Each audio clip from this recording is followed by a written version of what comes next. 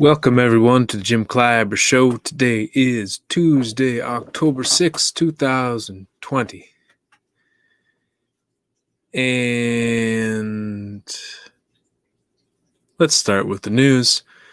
President Trump is now back at the White House. Yesterday he left Walter Reed Medical Center and took a car ride around the building and then hopped in Marine One, I believe is the name of the helicopter, and flew back to the White House and then got out, walked out of the helicopter, walked up the steps, stood at the top of the balcony and took his mask off and addressed the crowd. Well, kind of just saluted to Marine One as it took off.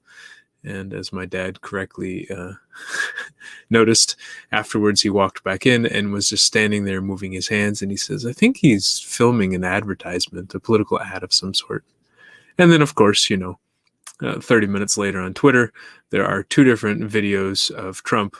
One standing there where one with the helicopter landing in kind of this Hollywood montage, and then two with him standing in front of the balcony looking towards the White House and with the Washington Monument in the background. And talk about how he beat the virus and we shouldn't be dominated by this virus and stuff like this. And in hearing his communication and the tweets where he was talking about how we shouldn't be afraid of this virus and we shouldn't let it dominate our lives, it really sounded to me as if he were talking to himself, trying to convince himself that he shouldn't be afraid of what this virus may do to him and that he shouldn't let this virus dominate his life. I think it's okay to feel afraid of a virus that could potentially kill you. I think it's okay to feel afraid of death. Because if we don't, then we might die pretty quickly. Fear is not a bad thing. I think paralyzing fear is. I think terror can be bad, especially in the long term, because if our goal is to do things, it can really thwart those efforts. But to have fear is not. Have fear is helpful. It's useful to have fear in life, especially over something that could harm us and harm other people in our lives. If I weren't afraid of COVID-19, I probably would have gone out and been a lot more reckless. I mean, if I weren't afraid at all, I would have just continued doing exactly what I was doing before, and the likelihood that I would have contracted it was pretty high. And if I did contract it, then the likelihood of me giving that to the other members of my household, again, was pretty high. And so if I gave it to my mom or my dad, and one of them was likely to get very sick or infected by it, my mom was going through chemo, so her immune system was quite low. So if she got that and she got really sick or died, should I not be afraid of doing actions that could lead to the death of my mother? I mean, I think maybe in what he was saying, or at least how people will interpret it, on one side, they'll interpret as him saying, don't be so paralyzed by fear that you can't move on. And then the other side will say, but of course I should feel afraid of the virus. Why can't we have a happy balance that I can feel afraid of the virus, but I can also feel courageous to step in that fear to do what I need to do or what I want to do? I mean, there's a reason we wear seatbelts. There's a reason why we wear helmets when we play football. There's a reason why we take certain safety precautions in life, because we want to preserve our life. We want to preserve the life of others. I mean, why do we have a speed limit? If it's not for the fear that somebody might crash and kill themselves or kill somebody else. I mean, fear is okay. Again, it's about whether we step into that fear and do something with it. I went bungee jumping once when I was living in Costa Rica. And I remember standing up there on the edge of the bridge. This is a bridge. Just imagine, this is a bridge over, like an old railroad bridge over a river in the middle of a rainforest in Costa Rica. I was just wearing my shorts, no shirt on, just totally felt free. And here I do. I think I was the first or second person, probably the second person to go out of the group. And I get up there, and I'm standing there. I'm looking off the edge, and it's a long way down. It's like a couple 100 feet easily. And I only got maybe 1 or 2 weeks left in Costa Rica on my study abroad semester. And so, I'm nearing the end. How old was I? This was 2005. I was 19. Yeah, I was 19. Wow, that was a while back. And I remember looking off the edge, and they started counting down in Spanish. They're like, 10, 9. He's counting down from 10, like, 10, 9, 11. Nope, screw that up. It's been a long time. 10, 9, 8, 7, 6, 5, 4. And I was like, uh-oh. And I started breathing heavy. And then at one point I breathed in. I breathed out. And I think I may have said, fuck it. And I just jumped. Tírate! Throw yourself. Tírate! I was like, ah! And I felt so free. I felt so free when I was bouncing up and, as I was falling. Let me be clear. As I was falling, I felt very free. When I bounced back up, I felt weightless. I felt the freedom of the world. It was one of the best feelings I've ever had. Now, of course, as they were reeling me back in, so instead of letting me off at the bottom, they actually kind of pulled me up like a fish. They kind of reeled me in all the way to the top. And the harness around my waist felt very loose. And I was only thinking about the harness around the waist. And I'm thinking, oh no, I'm going to slip out of this thing. I'm going to fall out of this thing. I'm going to die. I'm going to slip. I'm going to fall. I'm going to die. Oh no, no, nah. I was terrified on the way back up. But the irony is that, now, more than 10 years later, I realized, oh, my feet were still strapped in. I would have been okay. Even if I fell out of a little waist hardness, my feet were still strapped in because that was the main thing that was strapped in. Oh, goodness. But I share that story to talk about fear. Does it make sense to have fear jumping off a bridge in a foreign country with just basically a rubber band strapped to my legs? Yeah. Fear is okay in that situation. It's okay to be afraid. One might argue if I weren't afraid, something would be wrong with me. It's okay to have fear. And it's okay to respect that fear. At the same time, how do we step into that fear? How do we say, listen, I feel afraid, but I want to do it anyways? And step into it, paying attention to the fear, monitoring the fear, but going forth anyways. It reminds me of a movie. Oh, what was it called? It was a documentary. It was one of the coolest documentaries I've ever seen. Oh, man. It's a documentary about a man named Alex Honnold, I believe, who free climbs all the way up El Capitan, which El Capitan is the sheer cliff in Yosemite. And he free climbs. It means he climbs the whole way up without using any ropes. And it's a long ways. It's like half a mile up or something. It's really tall. And he does this without any ropes. And Free Solo, I think it's called. I think Free Solo is the name of the movie. Anyways, he climbs it, and when he's going to climb it at one point, spoiler alert, he recognizes that something didn't feel right, and he stops. On his first attempt, he stops, and he says, nope, not today. And so even someone who is doing something at that level, I think, is still very aware of the body and aware of the fear and aware of the capability that one can have in certain situations. And so, I mean, I strongly recommend you watch the movie. It was one of those movies that really, really impacted me. I mean, more so than it sounds like, because I can't remember the name, but it really impacted me. Here's someone, how did they describe it? It's almost like the guy performed an Olympic level task, like a world record breaking task, and if he made the slightest mistake, he would have fallen to his death. Like, it's unreal. And so I talk about that again to kind of dig into this idea that even people who are top elite athletes performing at the top of their field are still paying attention to how they're feeling and the fear that they may have in certain situations. And training to understand when is the fear valid and when is the fear overblown. How statistically relevant is this fear?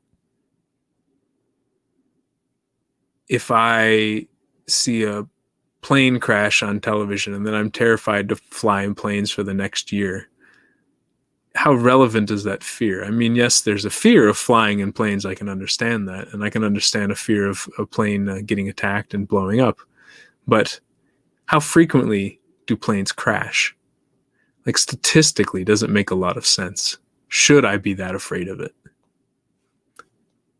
And trying to analyze the fear and understanding and recognizing when the fear makes sense and when it maybe, like, when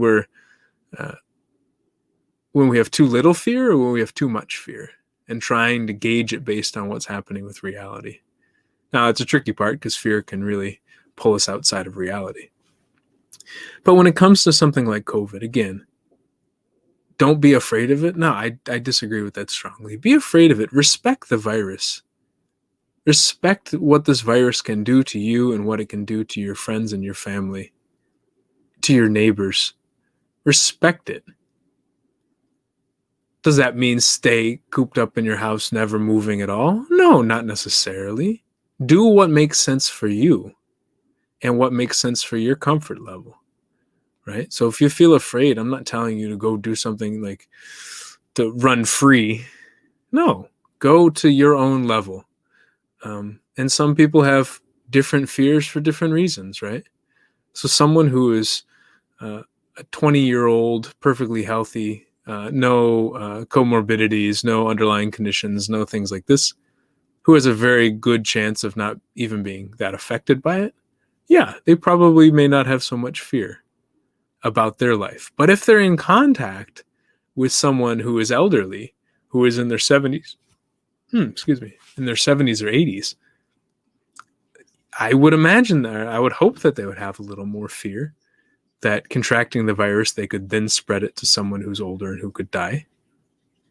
I would hope that they would be afraid that their partying at a bar could kill their neighbor who doesn't have to die, who could maybe live for another 10 or 20 years. I hope that even if they're not in direct contact, they still recognize that their behavior could impact someone 1, 2, 3, or 4 hops away and kill that person. I mean, they said something like 30 people have already been infected from that White House Rose Garden party. 30 people directly, I believe. How many people are going to be indirectly affected by this and infected rather? And how is that going to impact their lives? So I find it ridiculous. It actually frustrates me when somebody says, don't be afraid. I get really annoyed when I hear all this macho kind of beat my chest. Oh, be fearless. Don't have any fear. Fear is weak. No, actually, I think fear is pretty effective, and fear is pretty pretty life-saving, pretty protective, actually. And isn't being a man about protecting people? I thought one of the most, the strongest and key elements of masculinity was about protection. So how am I protecting somebody if I'm going out there and being reckless and getting a virus that could infect them and hurt them? How is that protecting them? I can't, I don't understand why there's this showmanship almost about what it's like to be a man and what it's like to be a strong masculine figure, and then be completely unaware of how getting a virus could kill somebody. Is killing somebody being a man, or is protecting and saving their life? Is saving a life more about manlyhood than killing someone? I would think so. But I think I just get frustrated at it because I think I get frustrated when I see people that I care about believing this message. But if I dive a little deeper into it, and even into the case of Trump and him saying, oh, don't be afraid. Don't let it dominate your life. It sounds to me like he is scared, and he's trying to convince himself not to be scared. Because maybe his whole life he's been taught it's not okay to be afraid. It's not okay to feel fear. But it is. I can't imagine what it would be like to be him right now. To be in such an important role for so many people around the world, and to have so many eyes on him as he's getting sick, as he may be on his as he may be facing death in the next couple of days. I can't imagine the amount of fear that he might have. And it's okay to be afraid of that. I think it's okay.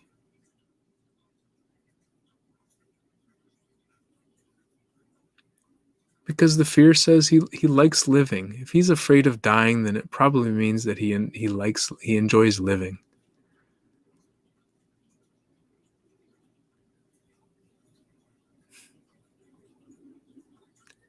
And if he's afraid of dying because he thinks it might hurt the people that he really cares about, then it says to me that he really cares about some people.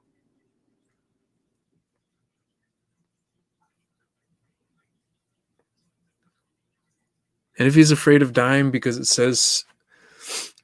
he cares about his reputation and his legacy, then it says to me that he's trying. He's actually trying. He may not know what he's doing, like none of us really do, but he's trying.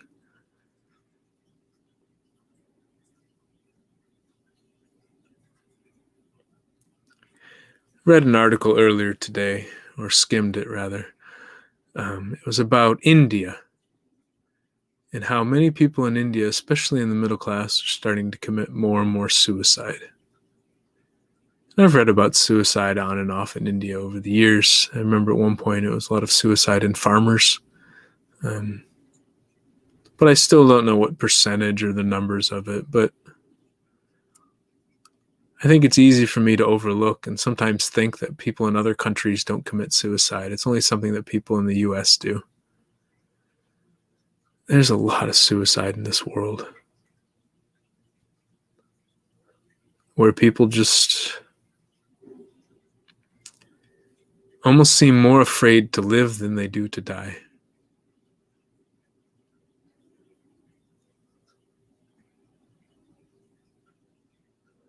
I don't know.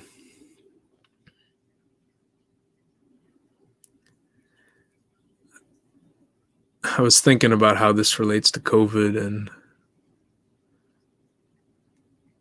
in India it said that because the economy is struggling or for some other reasons. And a lot of people are getting COVID in India as well, COVID-19. And thought about it here in the US, and the phrase that came to mind was something like suicide by COVID, suicide by corona, suicide by virus.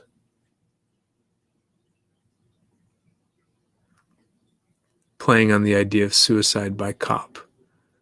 So my understanding of suicide by cop is somebody wants to die and they don't want to commit suicide, so what they do is they provoke a police officer into shooting them and killing them. And so they die without having to kill themselves. And when I think about the people that are not afraid of the virus or give the appearance that they're not afraid of the virus, or who are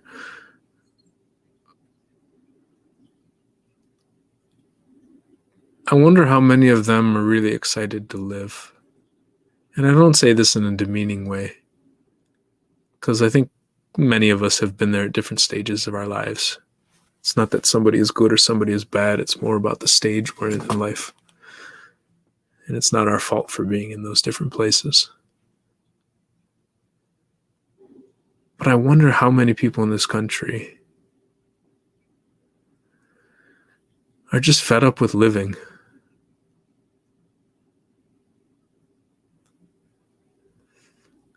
That are feeling so many emotions. They're starting to disconnect through alcohol, through drugs, through video games, through porn, through social media, through Twitter, through so many different avenues.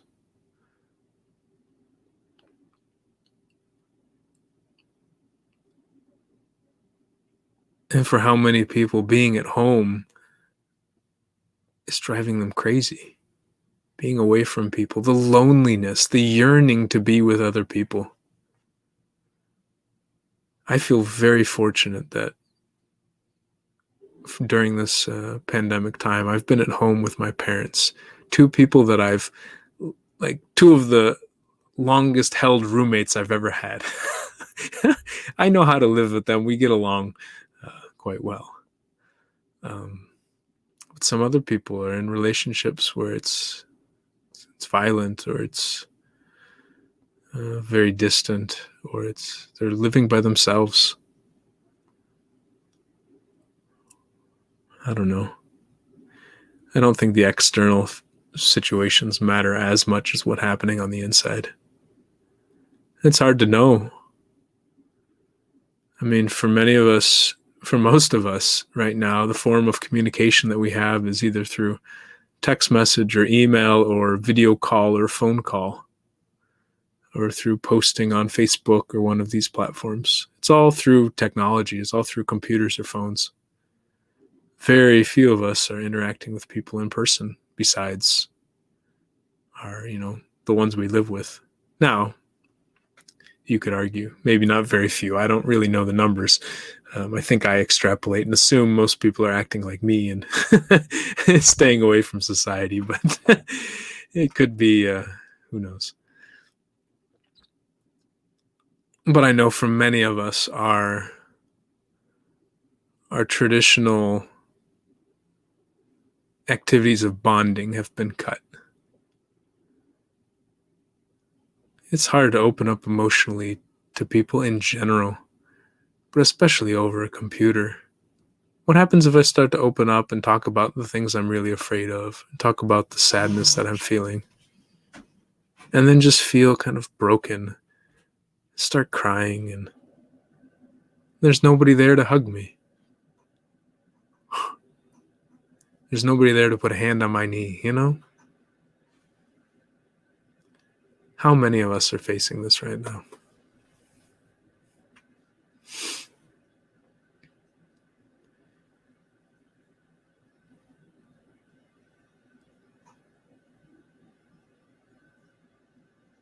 Again, you never know. Some people may appreciate this moment.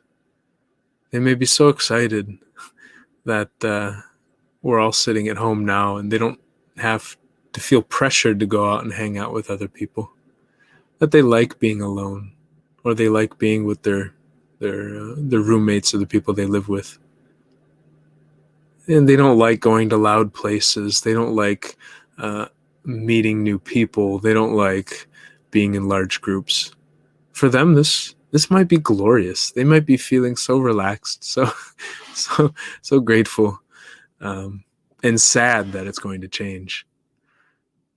For other people, more like me, may be feeling frustrated because I love meeting new people. I love being in large groups. I love going out to networking events and stuff like this. I mean, I love being at the bar and just talking to the person next to me. I love talking to random people. I didn't notice this so much until, what was it? I saw some game online. I think it was called virtualvisit.com. I think that's what it was. And it was about guessing landmarks in different parts of the world. So they'll show a video and you have to guess, where is this landmark? And I found myself so excited because they show the landmark in the video, but then they would just show the people, the tourists standing around looking at the landmark. And I was like, wow, I get to people watch from home. This is amazing. Oh, I miss people watching. Oh, goodness. And so for many of us who are like this, we could be yearning for more social interaction. Some of us thought we didn't like social interaction, but now we're now that we haven't had it for so long, we're like, well, maybe we like people more than we thought we did. Maybe people aren't so bad after not seeing them for a couple months, or seeing the same people over and over again. Maybe I like strangers a little more than I thought. And yeah.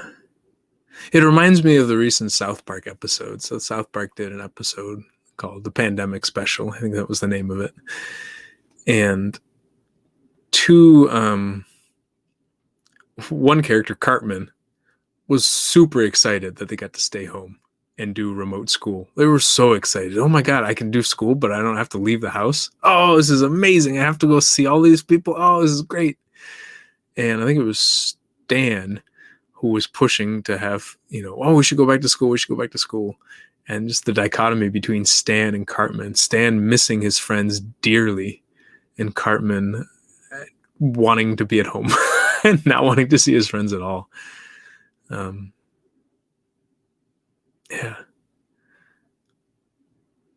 I don't know. I can talk about that for a while, but I'm gonna end on this one point. I was interacting with someone on Twitter the other day, and we were talking about politics, and we were talking about Trump and Pelosi, and talking about the leaders of the the federal government in the U.S.